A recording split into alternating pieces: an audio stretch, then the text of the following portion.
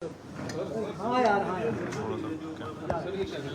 क्या अभी सिंगल होने के किलो सामने आ रहा हूँ कहाँ गए यार ड्राइवर रेफर बैठ करा कैमरा भी दो करो सर करो दे दो मेरे को पिछले 48 घंटे में राजस्थान के अंदर 13 अलग अलग स्थानों पर महिला अत्याचार, अनाचार, बलात्कार, दुष्कर्म की घटनाएं हुई है। ये हर 48 घंटे में राजस्थान के किसी न किसी कोने में कोई न कोई लोमहर्षक घटना, नया निर्भया कांड आकार लेता है। बस पीपल खूट के अंदर 2 पढ़ने वाली बच्चियां असामाजिक तत्व उनको तंग करते हैं। 2 बार पुलिस में जाकर गुहार करती है, पुलिस कोई कार्रवाई करती नहीं, आत्महत्या के लिए मजबूर हो जाती है, आत्महत्या करती है। इन सारी तमाम से लगातार राजस्थान के अंदर महिला अपराधों की आई बाढ़, और अपराध होने के बाद में अपराधी पुलिस की गिरफ्त में आते नहीं, आते हैं तो उनका चालान प्रस्तुत नहीं होता। अपराध दर्ज होने के बाद जांच विचाराधीन रहती है। कुल जितने अपराध कारित हुए हैं उसमें 33% का ही मात्र चालान पिछले 6 महीने में हुआ है। मुख्यमंत्री खुद गृह मंत्री है। आज भारतीय जनता पार्टी ने संवैधानिक प्रमुख महामहिम राज्यपाल को ज्ञापन देकर गृह मंत्री से त्याग पत्र देने की मांग की है। राजस्थान के अंदर कानून और व्यवस्था बिल्कुल चरमराई हुई है।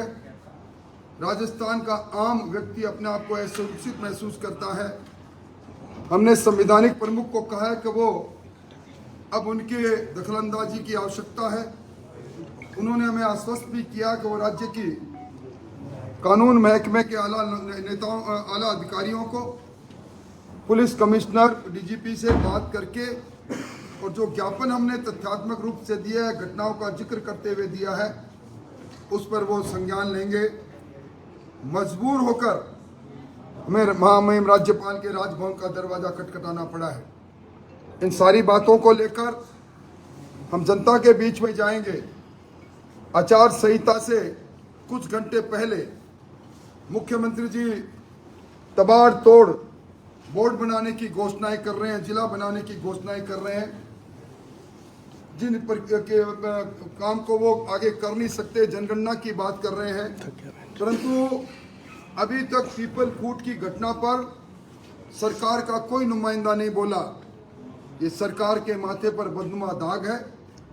और इन्हीं बातों को लेकर राजभवन के बाद हम जन भवन में रहने वाली जनता के पास जाएंगे और राजस्थान के सरकार के चेहरे पर जो नकाब है उसको खींचेंगे।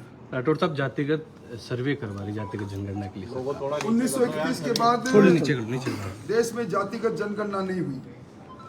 जनगणना का अधिकार संविधान की सेंट्रल लिस्ट में है। सर्वेक्षण के नाम पर मुख्यमंत्री जी ने कल आदेश जारी किया है। जनगणना करने वाली सारी मशीनरी, अध्यापक से लेकर राजस्व विभाग की मशीनरी, सारी चुनाव में लगी है। उनको मालूम है कि अब ये सारी मशीनरी का उपयोग किसी भी कीमत पर इतर कामों के लिए नहीं हो सकता।